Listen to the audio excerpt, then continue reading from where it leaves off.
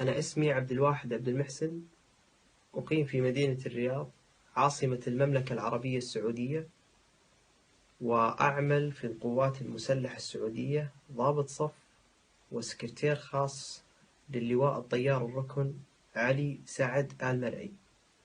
وكنت أشاهد تقارير عاصفة الحزم، وهي اسم العملية العسكرية التي تشنها السعودية ضد اليمن.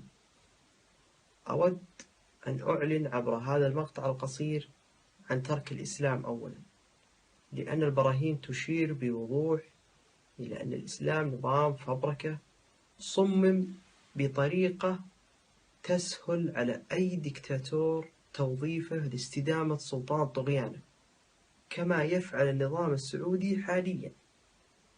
ثانيا، أنه أينما شاع الإسلام شاع معه التخلف العلمي والعداء للفن واعوجاج القيم الأخلاقية.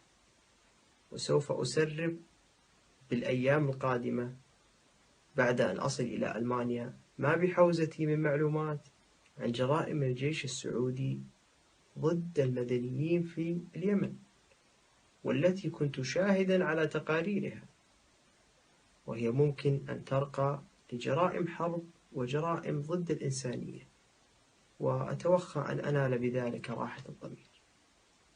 وشكرا.